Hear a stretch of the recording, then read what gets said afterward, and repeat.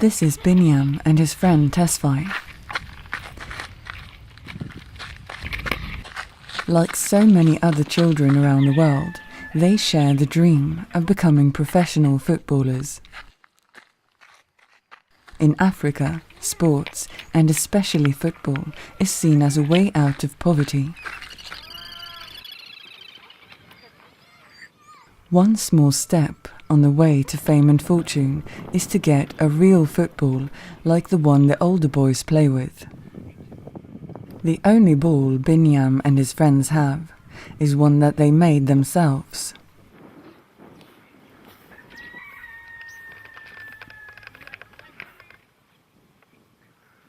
They know how important practice with a real ball is if they are to achieve their desires.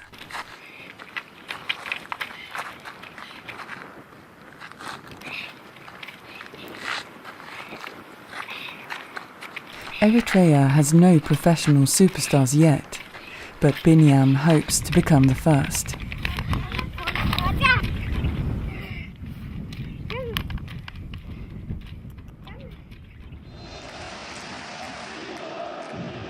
The goal is to play in an arena filled with people who are shouting and cheering. But saving money to buy a real football isn't easy when you are 7 years old. Binyam dreams a lot about how to get a hold of one.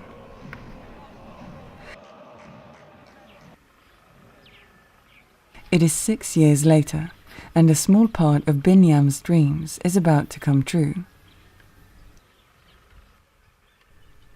A few days ago, he celebrated his 13th birthday. Some relatives who know of his passion for football have given Binyam a football kit as a gift. He cannot wait to receive it.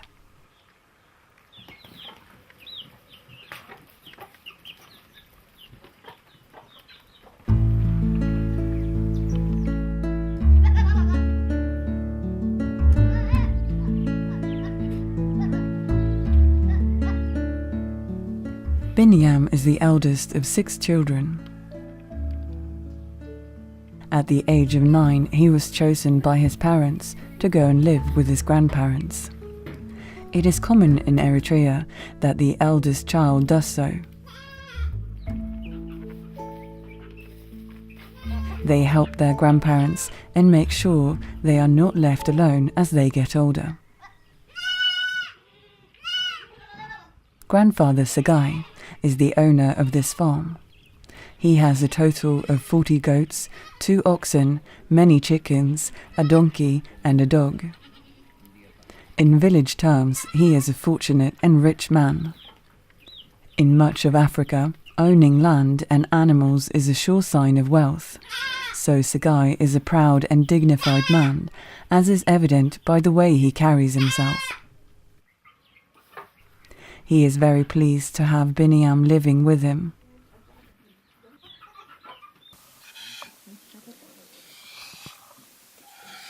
Binyam has various daily household chores which he carries out from morning to dusk, both before and after school. Grandma Silas and Grandfather Sagai have been up for a while now, and they are sitting in their favourite room preparing coffee. The traditional routine for preparing coffee in this part of the world has been the same for centuries. Fresh coffee beans are picked from trees in their compound and are then roasted over an open fire. The beans, when cooked, are then crushed into powder using a traditional mortar and pestle. The fresh coffee grounds are then put into a special vessel called a jabina and boiled. It is traditionally made of pottery. A filter made from sackcloth or horsehair is placed in the spout of the boiling pot to prevent the grounds from escaping. The morning coffee ritual takes about 2 hours. It is said that drinking coffee is not good for blood pressure, so Sagai doesn't look forward to his routine check in the local clinic.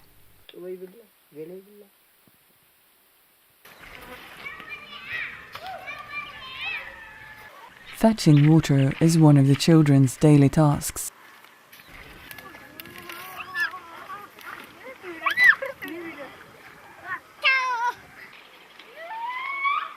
It takes them about 5 minutes to reach the nearby dam.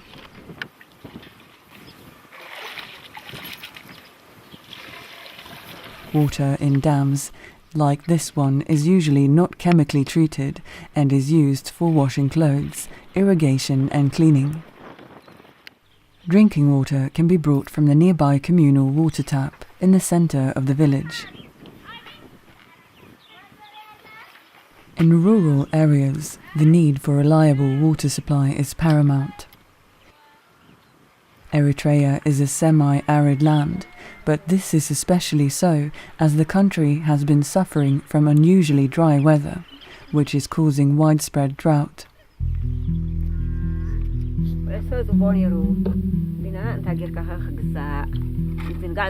While drinking their coffee, Grandma and Grandpa discuss Binyam and the gift their relatives have sent him. Grandpa is in no hurry to go to the city and fetch it. He thinks that Binyam's dreams are unrealistic. What he needs to focus on is school and producing better results, as education is the key to success, not playing football. In fact, Grandfather has made it a demand. If Binyam does not show better results in school, he is not going to receive the gift.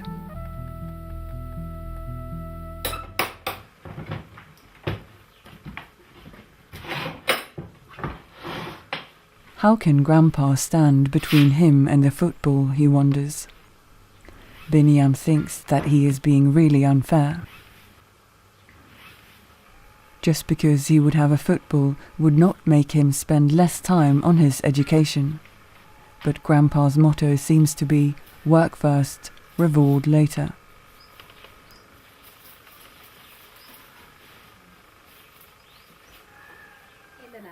Grandma points out that Binyam is just a boy, and having dreams are important.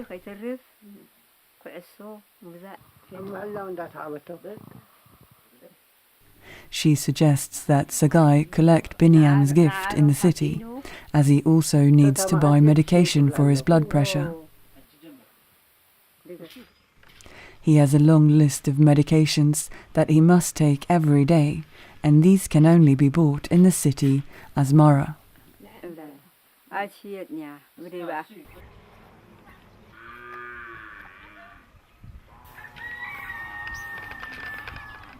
Binyam's school is located in a neighbouring village, and the journey there takes about half an hour.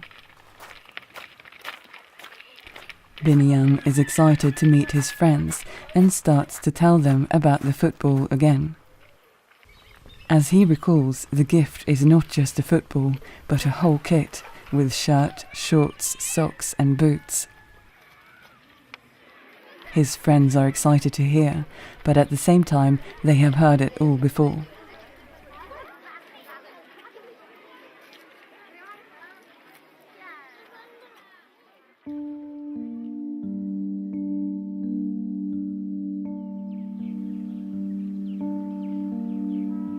Hawisha is a village in the heart of Eritrea. It lies 11 kilometers south of Eritrea's capital, Asmara. The population is approximately 1,800 people. Sagai is now 85 years old. He was born here and has lived his whole life in the village. He has seen changes come and go. There have been both good times and hard times.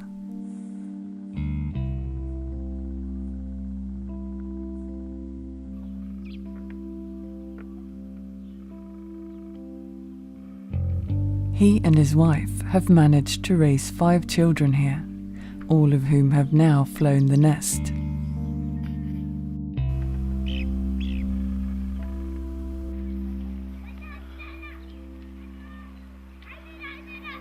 In 2006, Eritrea embarked on a program of reconstruction, following the ceasefire with Ethiopia.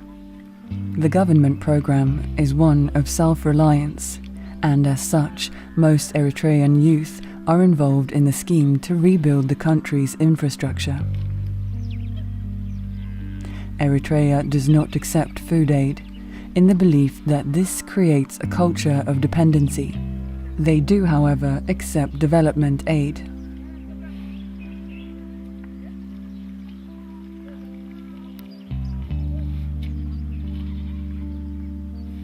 Part of the plan to meet the demand for a dependable water supply is the construction of dams and microdams. This one has been built by the village members, including Sagai. He remembers how the local youth all contributed voluntarily to the construction of the dam. It now meets the water needs of the village.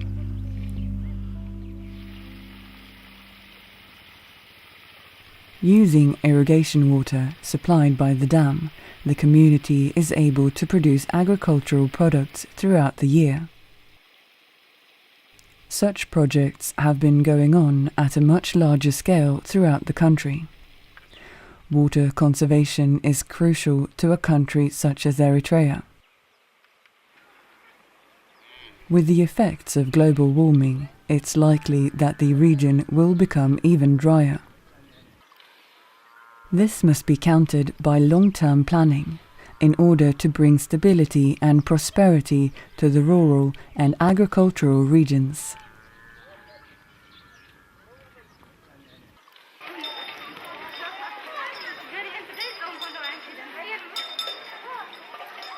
It's a new term, and Binyam will be going into the 6th grade. This means that he will have at least 3 more years of schooling. Elementary school education in Eritrea is mandatory and free for all children. Before entering their respective classes, the children gather in the playground. Assisted by their teachers, they form orderly lines and take part in the ritual of morning exercises.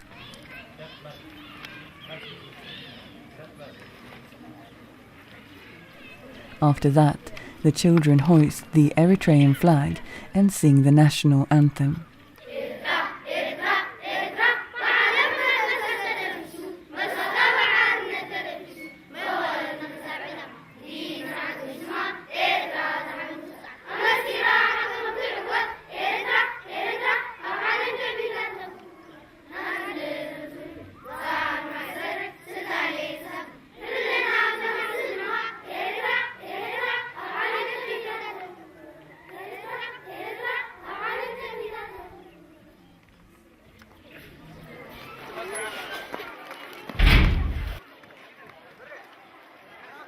Geography is the subject today.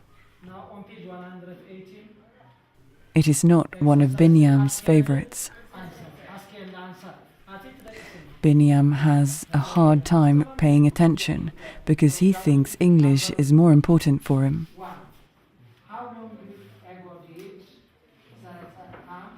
He is dreaming of football during classes and pictures himself as a famous footballer. He imagines himself giving interviews in fluent English. That's why English is his favorite subject. Most of Binyam's teachers are not very well qualified. However, they can provide fundamental education needs. The education system in Eritrea is under development, and its focus is on developing its own system.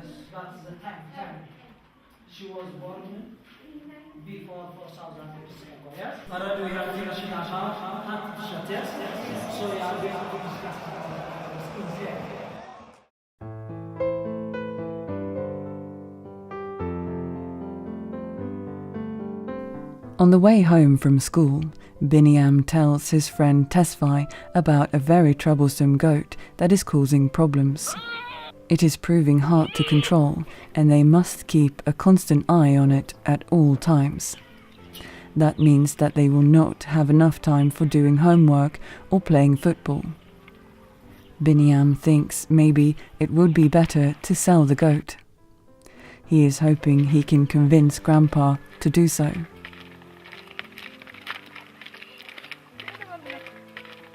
Binyam is a bit worried that he will not pass his next test. If he fails, he will most certainly not be getting the gift. He is getting tired of Grandpa knowing what's best for him. A gift is something you receive without having to pay for it. His friend Tesfaye agrees.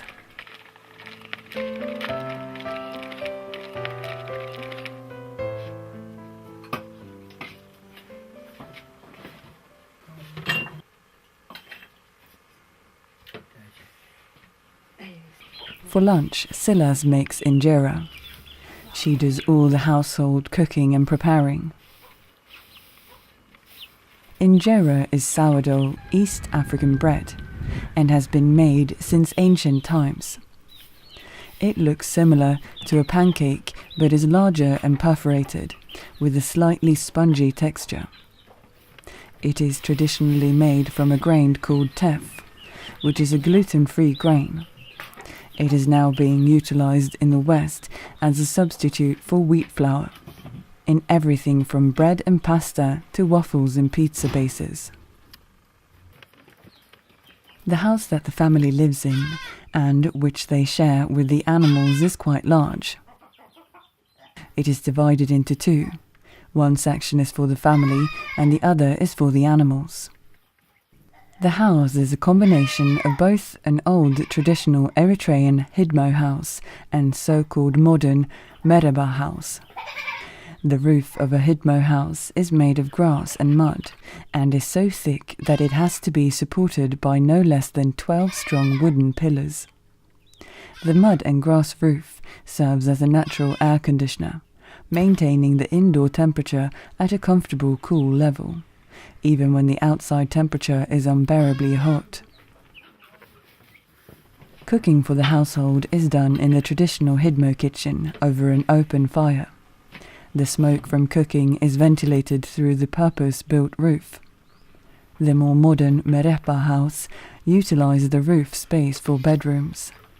They have thinner roofs that are easier to build, and these types of houses tend to be more popular with professionals. They are embraced as a symbol of status and modernity. Injera is placed on a large round serving platter. Then different dishes of meat or fish, vegetables and salads are placed on top. In East Africa, it is an accompaniment to main meals and is eaten instead of rice or potatoes, couscous or fufu, as we see in other parts of Africa.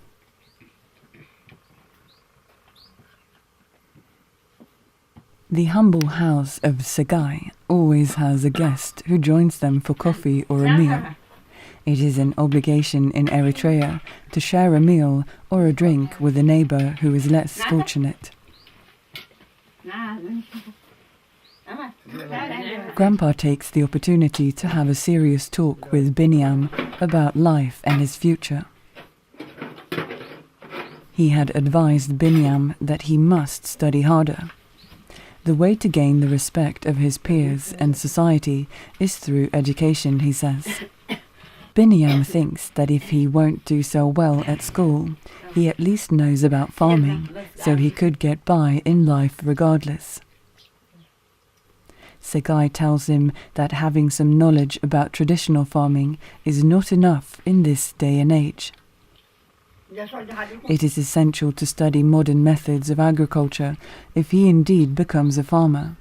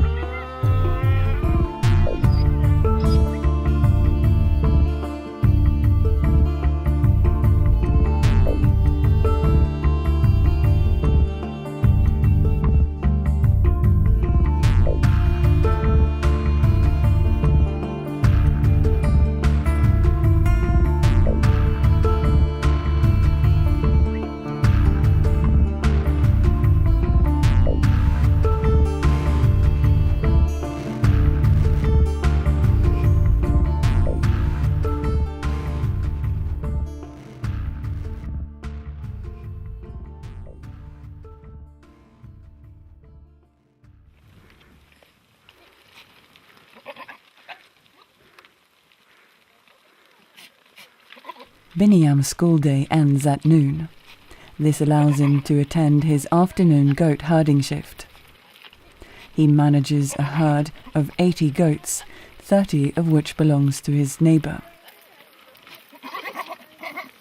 Grandpa's health started deteriorating when he was 75 years old, around 11 years ago. Unfortunately, due to his health, he is no longer able to do the physical job, although he wants to.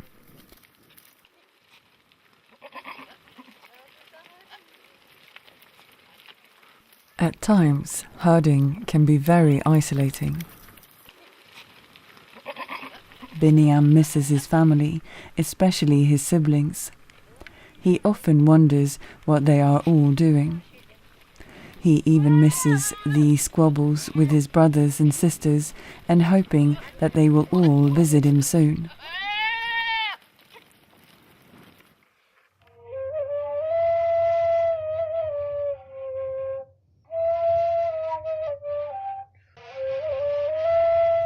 The flute Binyam is playing is known as a shambiko and is made from a piece of wood.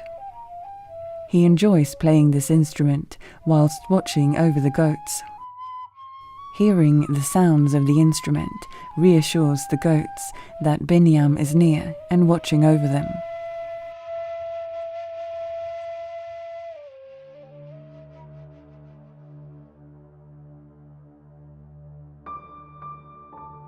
Spending a large amount of time in the mountains, as Binyam does, allows him to reflect on his thoughts. Grandpa and Binyam have very different ways of thinking. Binyam doesn't quite understand that you have to work for things, even gifts. He just doesn't understand why he should work for something that has been given to him. After all, it is free, isn't it? Are all the children in the world treated like this, he wonders. Binyam knows he must do some studying. Tomorrow is the test, but he is in no mood right now. His friends have started playing football and want Binyam to join in.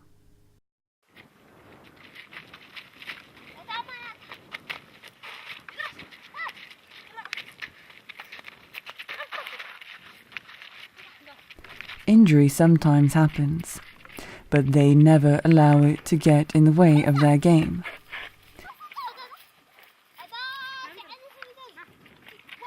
Even though the friends are fully engrossed in the game, Binyam never forgets his responsibilities and instinctively decides to check on his herd.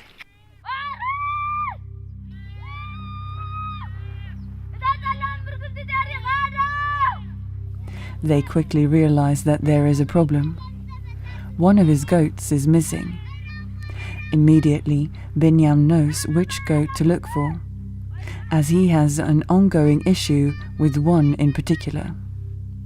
His suspicions is soon confirmed. It's the same troublesome goat that had run away before. It is not always easy or possible to keep track of every single goat at all times, as they can wander too far away from the flock into dangerous territory. This is also very dangerous for the children, as there are predators such as hyenas, baboons, snakes, and foxes in the area. Usually someone volunteers as the lookout.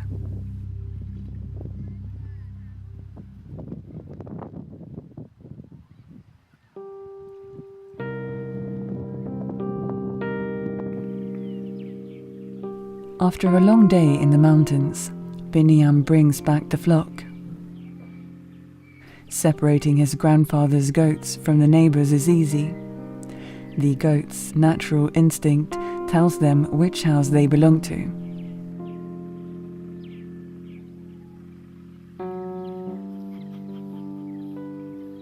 Every evening, Binyam also brings home firewood, which is required for cooking and heating the hidmo.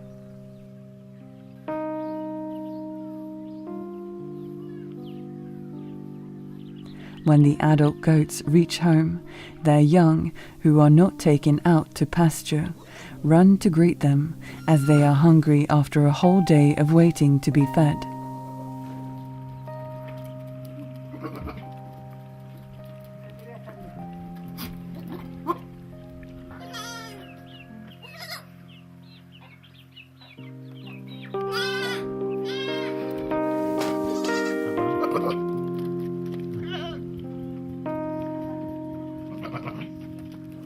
Binyam must then hurry and milk some goats before their young take it all, as the family needs milk too.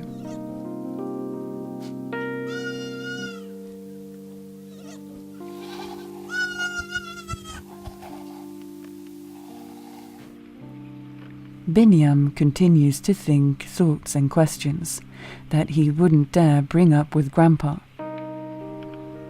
To question him and his way would be very disrespectful. But still, Binyam feels that working as hard as he does, shepherding, collecting water and firewood, milking and running errands, and never asking Grandpa for money, he should at least receive the gift without conditions. He feels that Grandpa is definitely too hard on him.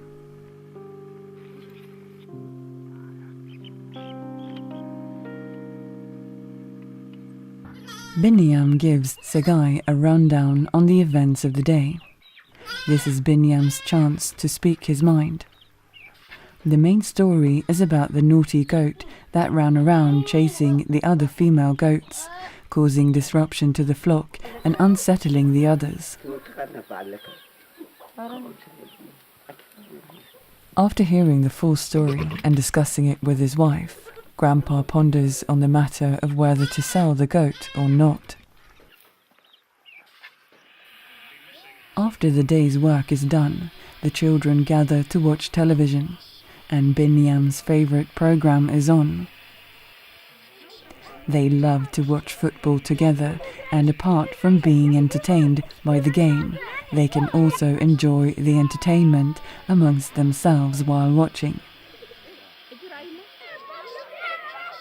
Watching the South African World Cup reminds Binyam of his dream to one day play on the Eritrean national team.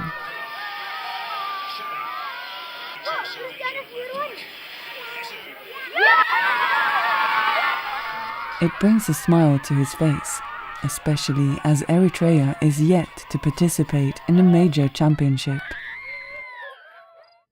He likes to think that when it does, he will be on that team.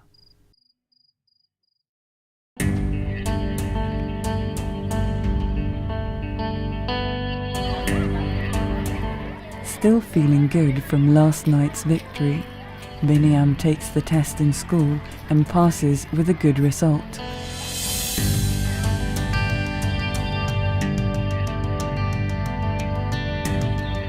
The future looks good. Binyam is on top of the world, now that he is sure to please his demanding Grandpa. Now there can be no more obstacles between him and the football. Grandpa has come to the conclusion that selling the goat would be the best decision. It is crucial to goat herding that there is tranquility and harmony amongst the flock. A disruptive goat does not fit in. Binyam seizes the opportunity and suggests that if his grandfather were to sell the goat in the city, he could collect his gift at the same time. Grandpa says he will consider it, but reminds Binyam that one test is not enough. He must strive for long-term improvement.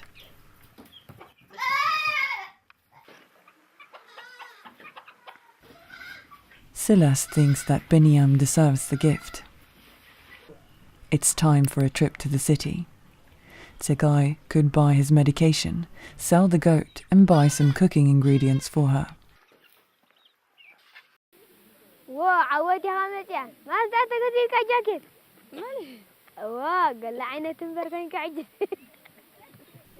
Binyam tells his friends about his gift, and they're all expecting the ball to be coming soon.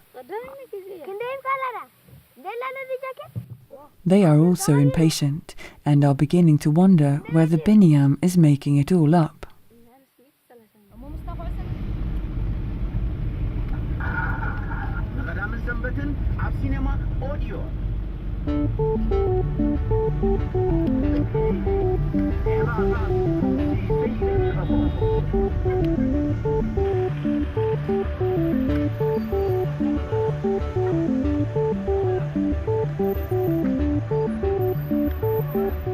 The market in Asmara is where many people from all over Eritrea meet to buy and sell goods.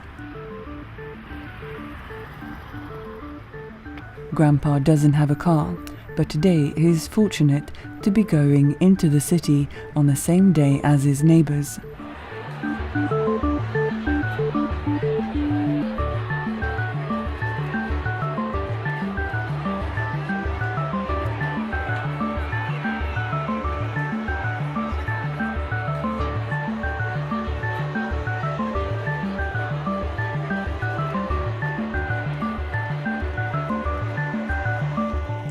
Grandpa managed to agree on a selling price for the goat and decides to use his day away from the village to also visit the city.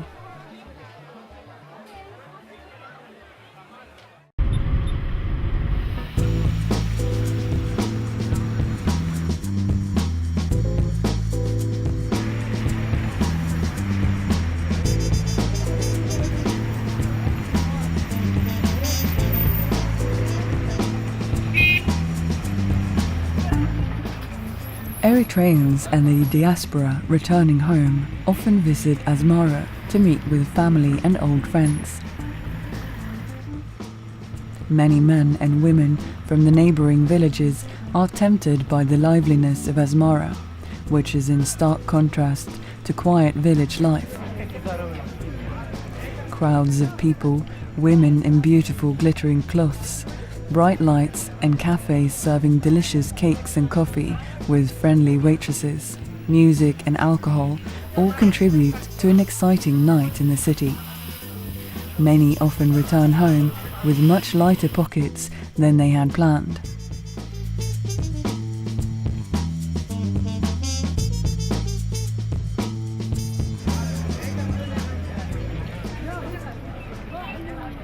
In 1991, Ethiopian military forces were defeated in Eritrea, fleeing the city without fighting. This is the reason why Asmara, in comparison to other Eritrean cities, remains relatively undamaged.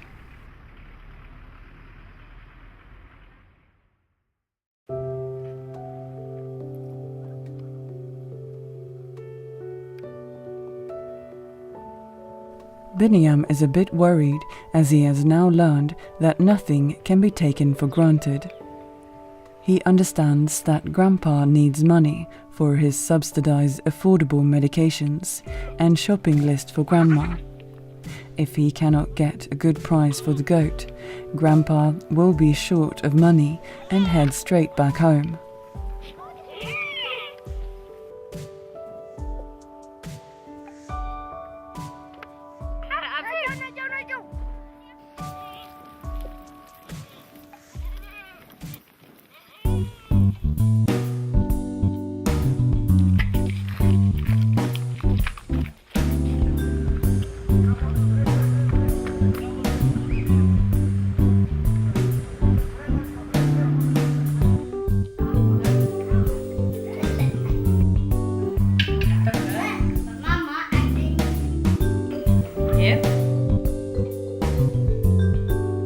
Compared to Sagai's humble traditional home in the village, his relatives live in a more modern Western-style house.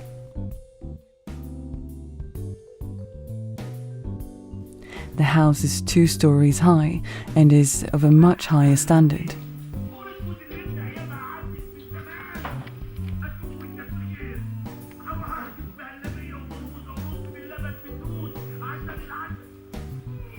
Like other cities, There are more jobs, better prospects, and many additional business opportunities, especially if you are educated.